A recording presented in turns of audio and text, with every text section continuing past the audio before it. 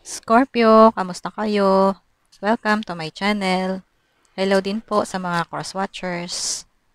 Bago pa ako magsimula ay nais ko munang magpasalamat sa mga nag-subscribe na sa aking channel. Maraming salamat po sa inyo.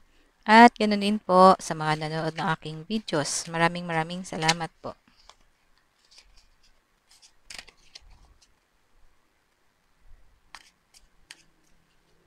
Ang general reading natin ngayon ay para po ito sa inyo sa buwan ng August.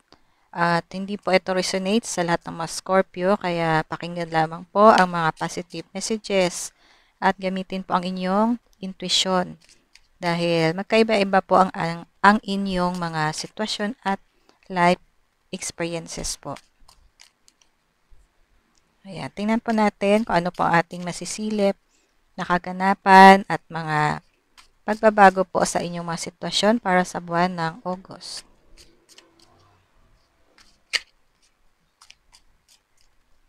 Scorpio.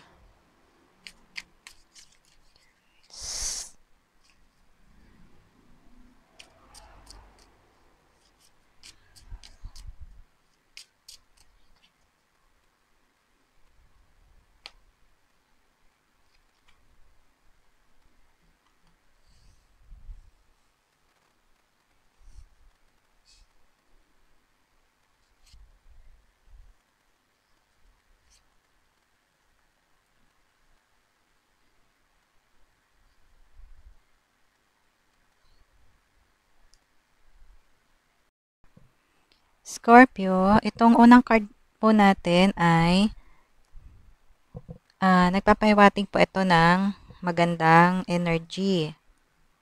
Nagsisimbolize po ng magandang business venture, bagong pundasyon sa career at financial, at creative power na may maraming potential ng positive progress at success. Maging open lang po kayo sa mga opportunities na dadating sa inyo. Ibig sabihin din po, nitong card po natin ay samantalahin ninyo ang mga magagandang pagkakataon para gumawa na kayo ng action para sa pag-abot po ng inyong mga goals at inyong mga manifestations. Feeling ko yung iba po sa inyo ay parang abot kamay nyo na rin siguro ang success na inyong inaasam-asam sa buhay. Yung iba naman po siguro ay parang nararamdaman nyo na parang malapit nyo nang maabot ang tagumpay sa inyong career, sa trabaho, or sa inyong business. Ayun, kaya ito po na Eight of Pentacles, nag-advise po iyan na tuloy lang po. Tuloy lang po ang inyong pagsusumikap. Kailangan nyo lang po ng dagdag na dedikasyon sa inyong mga ginagawa, focus, at dagdag pa na kasipagan at pagtatyaga dahil unti-unti nyo rin na mararating ang inyong mga goal at magiging successful po kayo. Po. Itong isang card naman natin, nag-a-advise po ito na kung mga bagay-bagay po sa inyong mga sitwasyon na parang mga hadlang, ganun, nagbibigay po sa inyo ng hadlang para abutin ang inyong mga goal or parang pumipigil sa inyo para mabilis ninyo maabot ang inyong mga pangarap sa buhay, para mabilis kayo na umasenso. Ay yung mga pumipigil po na yan sa inyo, kung ano man yan ay alisin nyo na or talikuran nyo na. Yan po yung ibig pong sabihin nito. Kailangan nyo lang po maging positive at tuloy-tuloy lang po yung inyong pagsusumikap dahil dadating po sa inyo or mararating nyo po yung tagumpay at success sa inyong mga goals. Kailangan nyo lang pong maging positive at maging determinado. Ayan po yung ibig sabihin ng mga cards na to. Kaya, nandyan lang po yung success, malapit nyo nang maabot. Ayan, pagpatuloy nyo lang po yung inyong mga pagsusumikap at Sa mga magsisimula pa lang, samantalahin nyo na po yung magandang pagkakataon para simulan po ang inyong pag-abot sa inyong mga pangarap sa buhay. Ayan po, dahil nandyan lang po ang success, naghihintay po sa inyo. Basta't maging masipag lang po kayo, maging matyaga, determinado, at syempre kailangan nyo pong maging positive at kailangan nyo ng disiplina sa inyong mga sarili. Kung may mga bisyo kayo na yan po yung pumipigil sa inyo para sa inyong pag-asenso, talikuran nyo na po yung mga hindi naman nakakatulong sa inyo. Ito po yung advice ng card na ito. Yan po.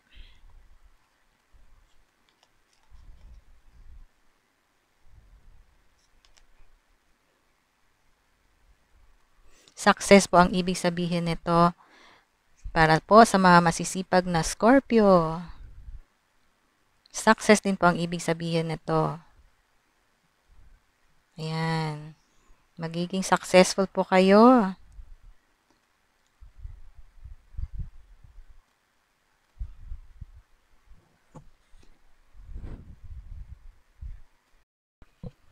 Para po sa ibang Scorpio na magsisimula pa lang na gumawa ng action para sa pag-abot ng inyong mga manifestations, inyong mga pangarap sa buhay, para sa inyong bagong career o business o kung anong klase mang source of income, ay marami pa po kayong mga pagsubok na mai-encounter at malalagpasan nyo po anuman yung mga pagsubok na dadaan sa inyong buhay sa pag-abot po ng inyong mga goals. At itong card po, parang ito kayo, parang binubuntis nyo pa lang ang inyong mga pangarap sa buhay dahil nagsisimula pa lang kayo. Kaya hindi pa po ito malinaw. Hindi pa malinaw kung ano yung magiging outcome. So, itong The Chariot, ang ibig sabihin nito ay kayo yung driver ng inyong sariling buhay. Kaya kayo po ang nakakaalam at sa inyo nakasalalay kung paano ninyo imaneho ang inyong buhay. Papunta ba sa positive direction or negative direction? Yan po ang ibig sabihin nitong The Chariot. Kaya kung ano man ang inyong manifestation ay nakasalalay po sa inyong pag-abot. Yan po ang ibig sabihin nito.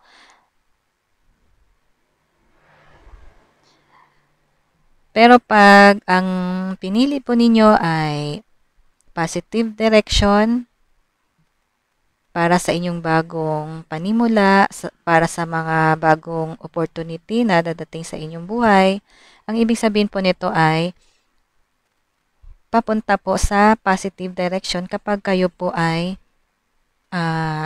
nagsumikap, nagsumipag, pag mayroon po kayong kapag may disiplina po kayo sa inyong sarili at determinado kayo na abutin talaga ang inyong mga pangarap sa buhay. Kapag determinado kayo na abutin ang inyong pangarap na magkaroon po kayo ng swerte at tagumpay, katulad po ng ibang Pisces na abot kamay na nila ang kanilang tagumpay. So, sa mga nagsisimula pa lang, depende po yon sa inyong mga gagawing action. Ayan po yung advice nito. Kailangan nyo lang po na maging positive, magtiyaga, at dagdagan nyo pa po ang inyong pagsusumikap at wala pong imposible kapag kayo po ay determinado na maging successful kayo balang araw. Ayan, katulad po ng iba rin na Pisces na malapit na silang magkaroon ng tagumpay. Parang abot kamay na nila. Parang nasa-sense na nila yung tagumpay na malapit ng mapasa kamay nila. Yung kasaganaan sa pera, yan, tagumpay sa pera. Kaya ito po, para to sa mga a-action pa lang.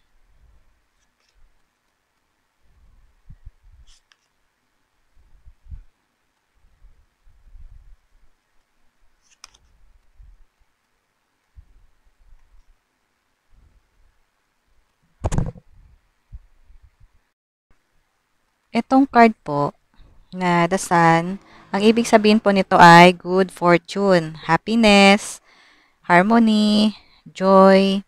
Ayan po. So, focus lang po kayo sa inyong mga goal at sa pag-abot ng inyong mga pangarap sa buhay para sa mga nagsisimula pa lang po. At ano man po ang inyong ipinagbubuntis na mga goals ninyo na susumikapan nyo po sa ngayon or pagsisikapan pa lang ay magkakaroon po ng magandang bunga. Kaya po kayo magkakaroon ng happiness sa future, magiging masaya po kayo, nandyan po yung swerte at itong ibig sabihin po nitong last card po natin ay magkakaroon po kayo ng masayang future kung saan nandun po yung satisfaction at contentment sa buhay. Ayun po. Kaya tuloy lang po kayo into positive direction. At good luck po sa inyong pag-abot sa inyong mga manifestations.